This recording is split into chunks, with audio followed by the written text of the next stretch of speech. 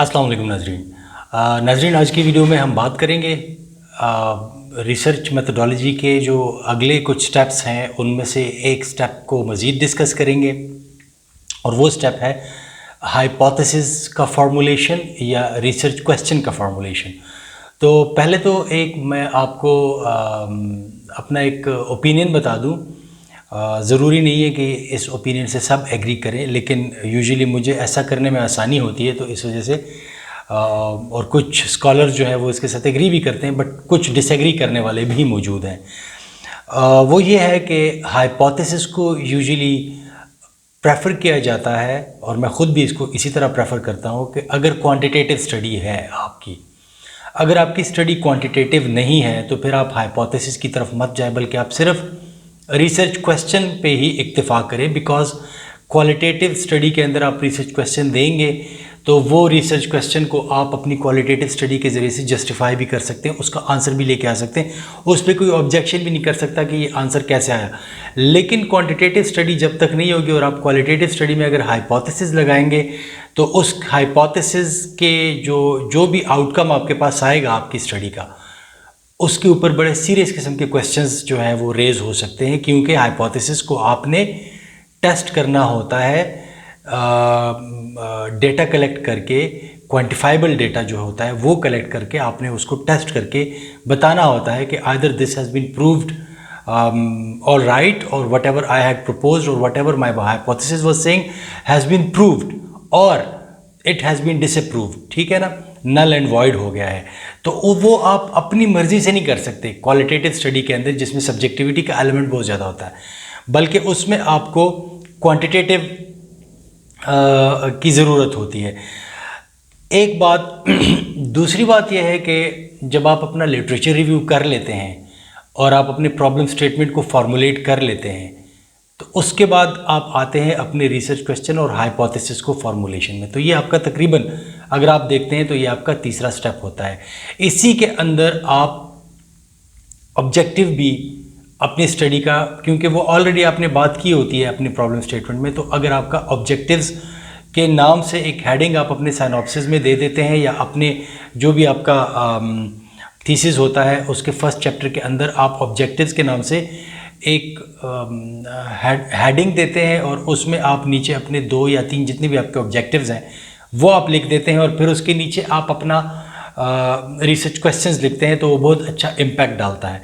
ठीक है, तो मैं कोशिश करूँगा कि यहाँ पे आपके साथ स्क्रीन पे टाइटल, ऑब्जेक्टिव और जो रिसर्च क्वेश्चंस है वो मैं आपके साथ शेयर कर दूं। मेरे ही अपने एक स्टूडेंट का है जिनका थीसिस अप्रूव हो चुका है, वो थीसिस कंप्लीट करके जा चुकी हैं, ये उन्हीं का एक मेरे पास एक पड़ा हुआ है, तो मैं उसी को यहाँ पे आपके सामने डिस्प्ले कर दूंगा। लेकिन उससे पहले हम बहुत ज़्यादा डिस्कशन कर लेंगे हाइपोथेसिस पे और रिसर्च क्वेश्चन पे, उसको समझने के लिए। तो वो जो उस वाले को जो जिसमें कि मैं आपको अलाइनमेंट बताऊंगा कि आपके थीसिस और उसमें ऑब्जेक्टिव्स में और थीसिस टाइटल के अंदर और फिर रिसर्च क्वेश्चंस के अंदर सिमिलैरिटी या अलाइनमेंट कैसे लेके आती है, वो फिर मैं आपको at the end of the video दिखाऊंगा। अभी आप सिर्फ ये बात समझिएगा इस वीडियो में कि स्टार्ट में कि हाइपोथेसिस होता है, आई डोंट नो, बहरहाल क्या होता है हाइपोथेसिस, ठीक है, और रिसर्च क्वेश्चन क्या होता है और इसको हम कैसे फॉर्मुलेट करते हैं। तो क्योंकि हाइपोथेसिस हम इंटरनेशनल रिलेशंस की डिसिप्लिन के अंदर इतना ज़्यादा, क्योंकि वो क्वालिटेटिव स्टडी होती है, क्वांटिटेटिव होती नहीं है, इस वजह से उसको हाइपोथेसिस इतना ज़्यादा यूज़ नहीं किया जाता। इंटरनेशनल रिलेशंस और पॉलिटिकल साइंस के जो स्टूडेंट्स होते हैं वो हाइपोथेसिस फॉर्मुलेशन पे इतना टाइम नहीं लेते, वो रिसर्च क्वेश्चन पे जाते हैं।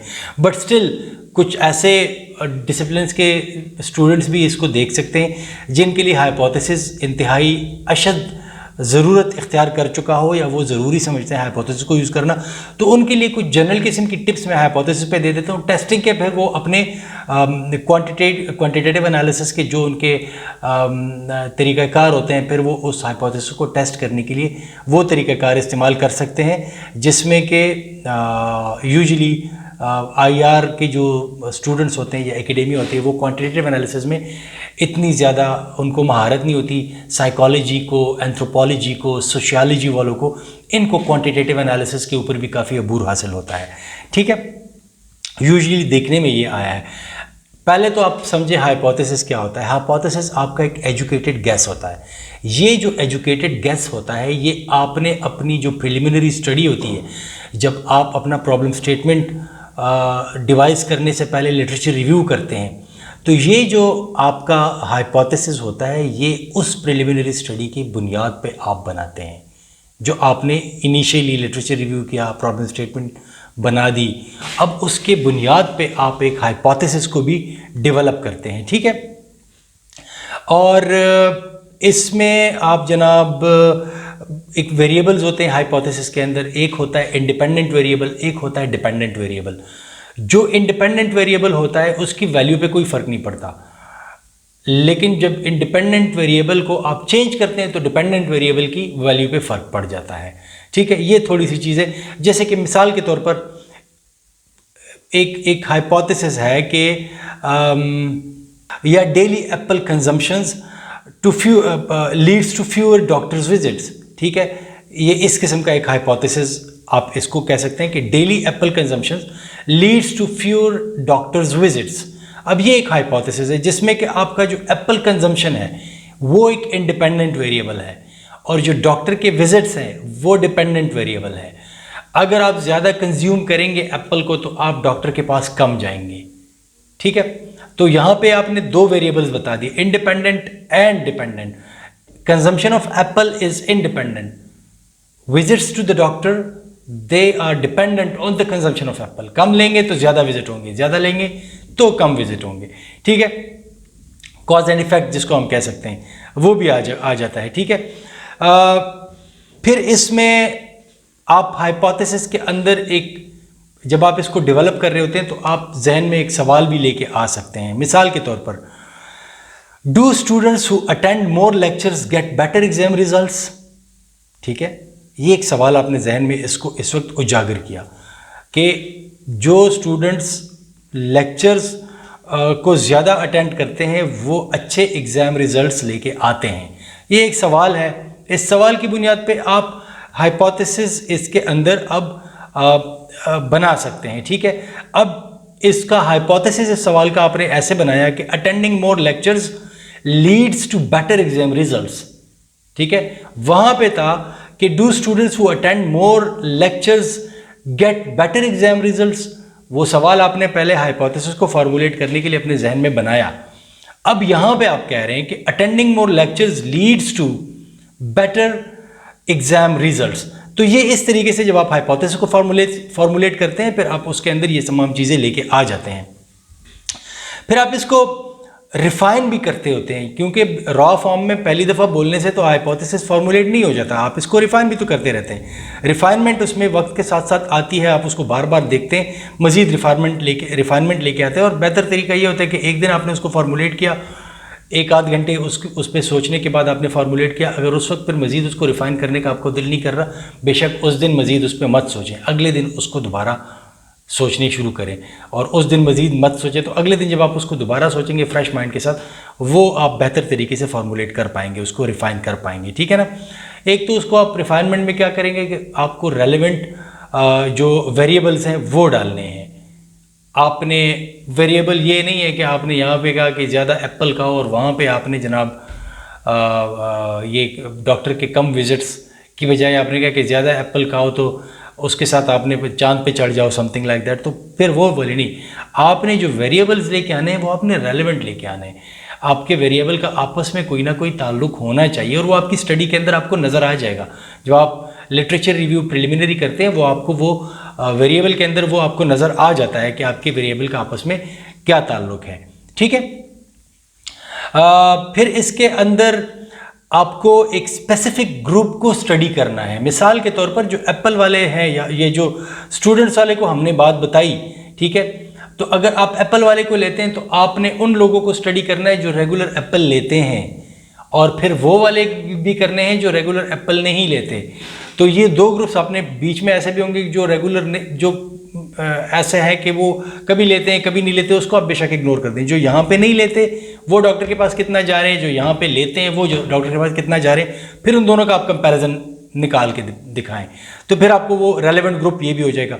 दूसरा जो मैंने आपको एग्जांपल दी स्टूडेंट्स वाली और ज़्यादा एग्ज़ाम अटेंड करने वाली और लेक्चर वाली, या आउटपुट उसका कैसे एग्जाम के अंदर आ रहा है, सॉरी ज़्यादा लेक्चर्स अटेंड करने वाली और उसका आउटपुट एग्जाम के ऊपर कैसा आ रहा है, वो जो मैंने आपको एग्जांपल दी है इसमें भी आपने ग्रुप को तो स्पेसिफाई कर दिया। अब आप स्टूडेंट्स, आपका ग्रुप है, आप उन स्टूडेंट्स को देखेंगे जो ज़्यादा लेक्चर्स अटेंड करते हैं पंक्चुअलिटी के साथ, और आप उन स्टूडेंट्स को देखेंगे जो लेक्चर अटेंड नहीं करते, क्लासेस बंक करते हैं। ठीक है, उन दोनों का रिजल्ट आप कंबाइन करके देख लें तो आपको पता चल जाएगा कि क्या वाकई ये हाइपोथेसिस ठीक है या नहीं। तो उसके लिए फिर आपने टेस्टिंग करनी है। ठीक, तो उसके लिए अब आपको टेस्टिंग करनी होती है। ठीक है, अच्छा जनाब, फिर आप प्रेडिक्टेड आउटकम भी बताते हैं कि ये जो आपका एनालिसिस होता है या जो आपका जो आपने करना होता है, जो आपने एनालाइज करना है बाद में जाके, उसका आप एक प्रेडिक्टेड आउटकम बताते हैं। जैसे कि आपने बता दिया कि स्टूडेंट्स जो ज़्यादा क्लासेस अटेंड करते हैं वो ज़्यादा अच्छा रिजल्ट लेके आते हैं। अब ज़रूरी नहीं है कि ये ऐसा ही हो, आप एनालाइज करेंगे तो आपके then you would be able to come up with an answer, with a definite answer. लेकिन अभी यहीं पे आपने अपना एक प्रेडिक्टेड आउटकम भी बता दिया अपने एनालिसिस का। ठीक है, ये आपने कर दिया। तो हाइपोथेसिस में इस तरह भी हो सकता है। फिर आप हाइपोथेसिस को मुख्तलिफ तरीक़ों से फ्रेज कर सकते हैं। मिसाल के तौर पर वही जो स्टूडेंट्स और लेक्चर वाला हाइपोथेसिस है उसी को देख लेते हैं। ये वाले मैं आपके सामने डिस्प्ले शायद नहीं कर पाऊंगा क्योंकि बहुत ज़्यादा है, फिर इसमें एडिटिंग बहुत हो जाएगी। लेकिन जो आखिर में रिसर्च क्वेश्चन है वो फिर मैं आपके सामने उसके अलाइनमेंट के लिए उसको मैं डिस्प्ले कर दूंगा। ठीक है, इसमें मिसाल के तौर पर यह है कि if a first year student starts attending more lectures then their exam score then their exam scores will improve. ठीक है, तो बहरहाल ये एक तरीका है हाइपोथेसिस को लिखने का। दूसरा तरीका इसमें यह है कि sorry the number of lectures attended by the first year students has a positive effect on there examination scores. ठीक है, तो अब आप वो वही एक चीज़ है, आप कभी उसको यहाँ से पकड़ रहे हैं कभी वहाँ से पकड़ रहे हैं, लेकिन आप अपनी बात को क्लैरिफाई कर रहे हैं। ये इस तरह आपने खेलना होता है अल्फाज के साथ। देखते हैं आप कि आया इसके अंदर जो है क्लैरिटी कैसे आ सकती है ताकि रीडर को किसी भी किस्म की एम्बिग्विटी, कन्फ्यूजन ना हो।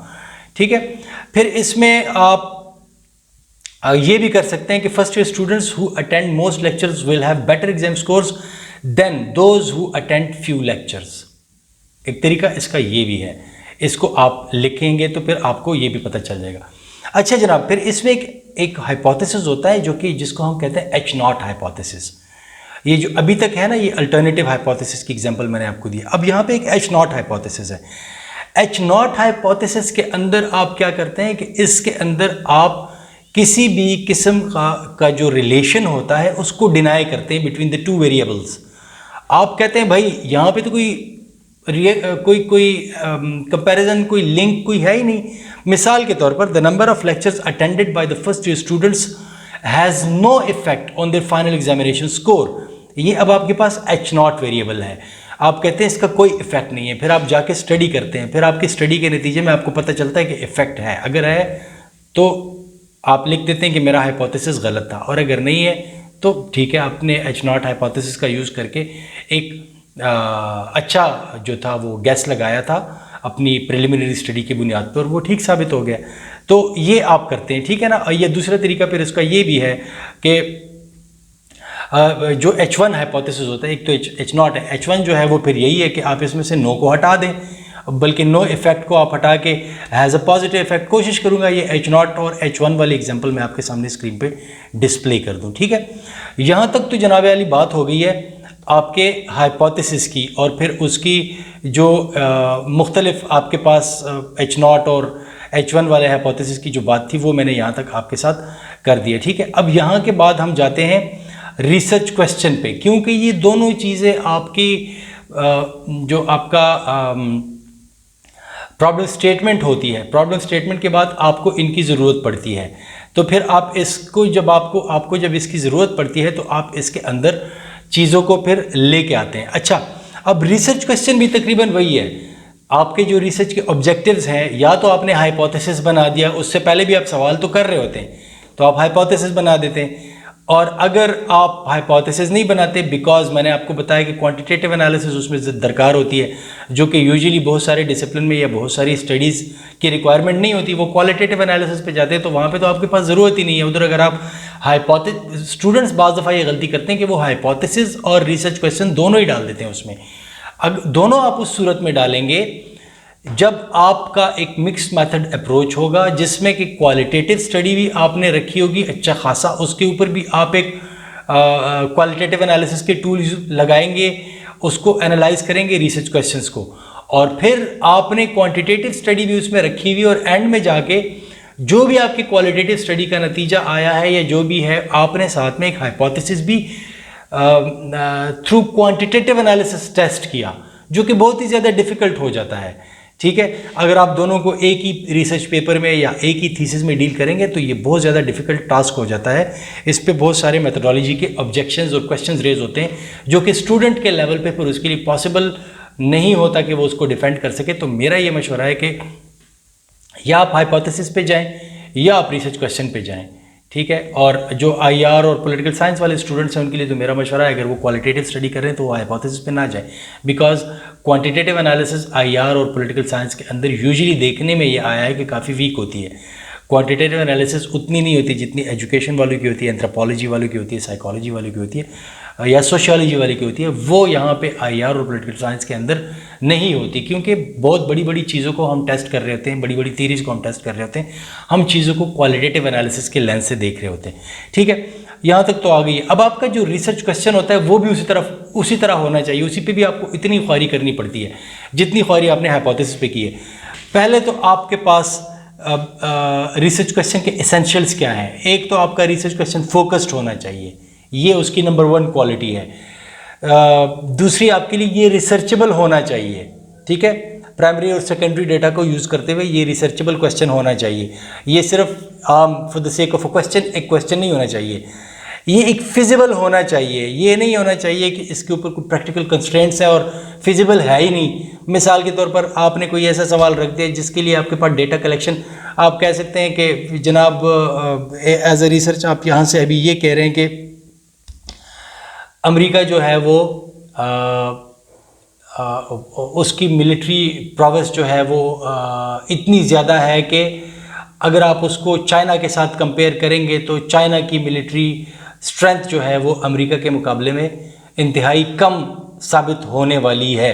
कहने को तो ये बात बिल्कुल ठीक है, लेकिन अगर आप वैसे ही for the sake of an argument इस पर आर्गूमेंट करना चाहें तो ठीक है, लेकिन जब आप उसमें डेटा कलेक्ट करेंगे, प्राइमरी डेटा कैसे कलेक्ट करेंगे, कैसे आप जाएंगे अमेरिका, आपको अमेरिका के मिलिट्री स्ट्रेंथ का पता है, बहुत कुछ पब्लिश हो चुका है about the United states of America. दूसरे साइड पे चाइना का तो कुछ भी नहीं पता, अमेरिका को नहीं पता, तो आप कैसे उसको करेंगे, ये कंपैरिजन ही आप नहीं कर पाएंगे। तो वो जो फिजिबिलिटी है आपने उसको भी देखनी है कि आप इतने बड़े बड़े दावे ना कर जाएं अपने रिसर्च क्वेश्चन के अंदर के बाद में आप उसको डेटा कलेक्शन में आपके लिए प्रॉब्लम आ जाए।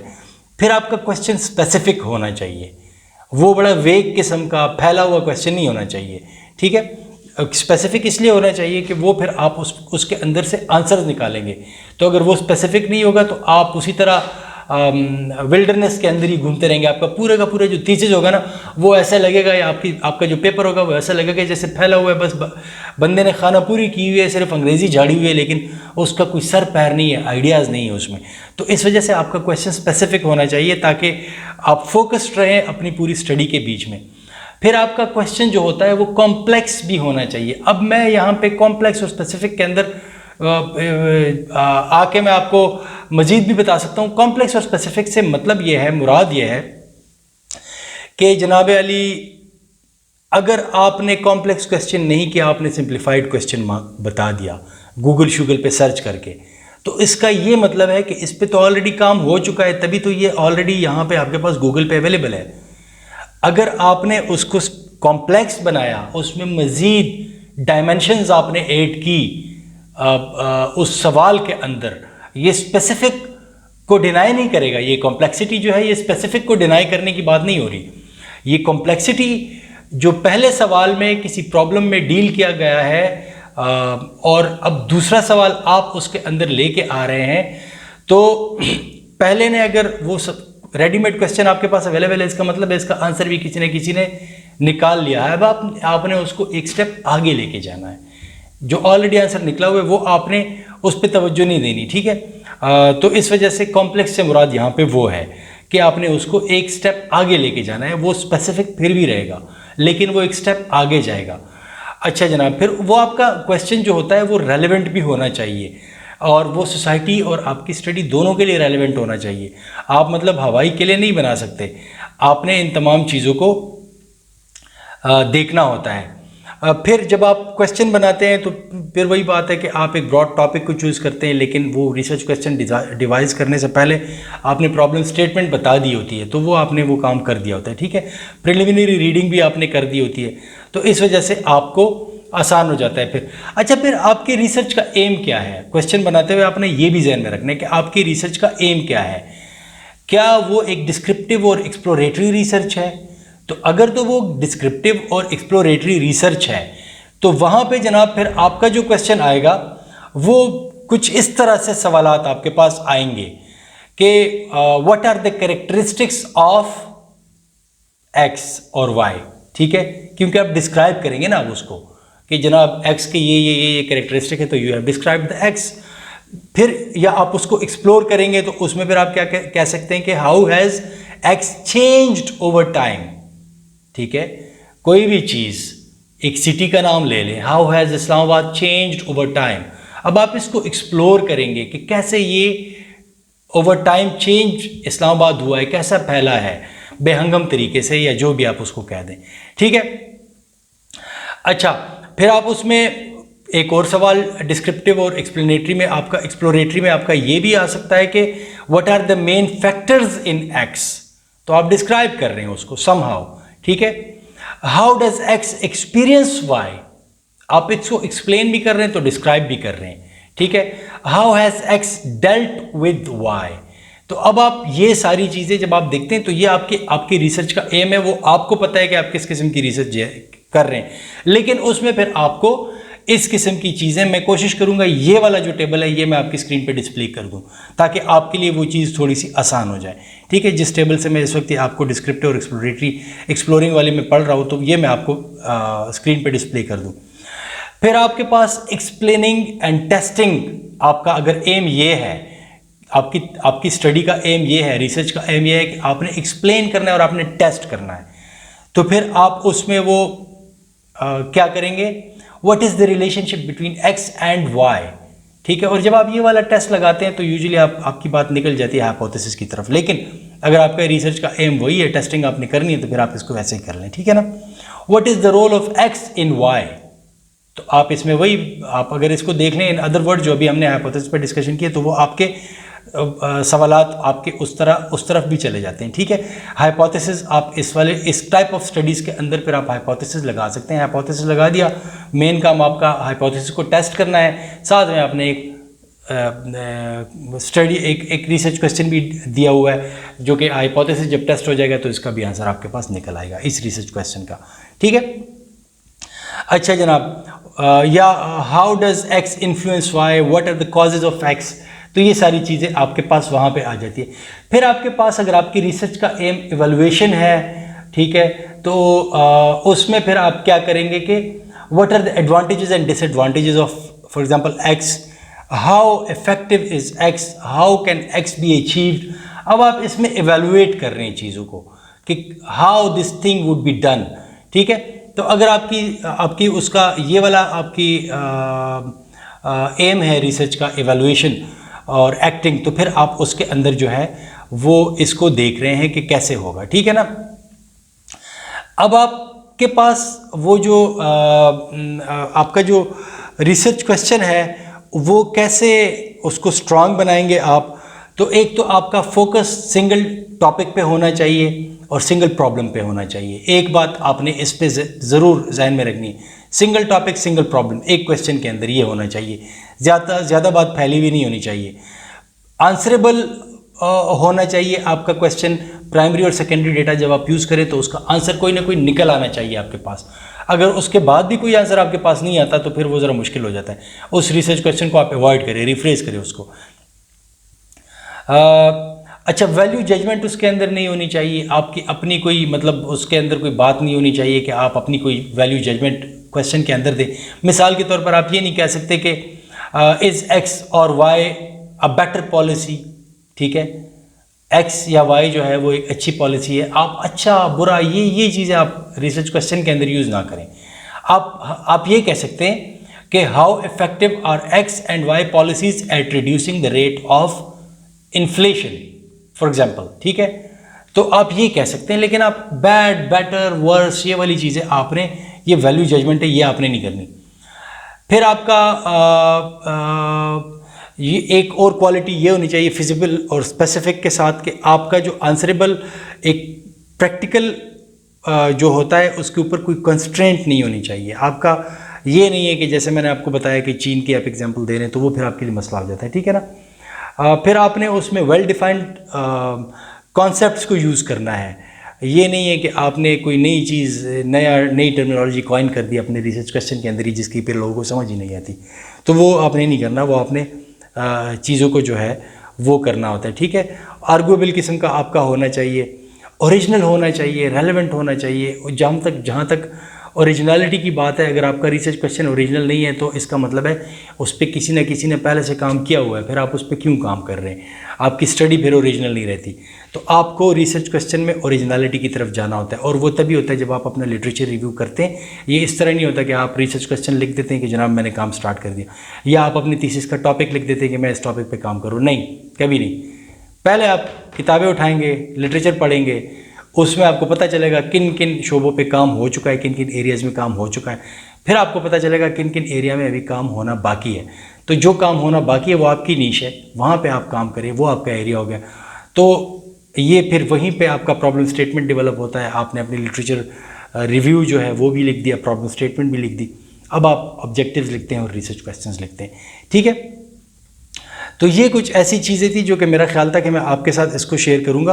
अब मैं आता हूँ आपको, जो मैंने बताया था कि एक आपके पास एक अपना एक स्टूडेंट जो है, उनका एक थीसिस मैं आपको शेयर करूंगा, और उनकी थीसिस का जो ये मैं आपके साथ स्क्रीन पे शेयर कर दूंगा, ठीक है। ये तीनों चीज़ें मैं आपके साथ स्क्रीन पे शेयर कर दूंगा ताकि आपके लिए इसको जो है वो समझना आसान हो जाए। ये मेरी एक स्टूडेंट थी, उन्होंने ये काम किया हुआ था, और यहाँ से मैं आपको बताऊंगा कि आपने टॉपिक को कैसे अलाइन करना है, और फिर उसके बाद आपने उसके ऑब्जेक्टिव्स और रिसर्च क्वेश्चंस कैसे बनाने हैं। मिसाल के तौर पर इनका जो टॉपिक था वो था rational choice of institutions, a comparative analysis of world Bank and Asian Development Bank strategies for socio economic development in Pakistan. ये MSIR का एक थीसिस था, ठीक है।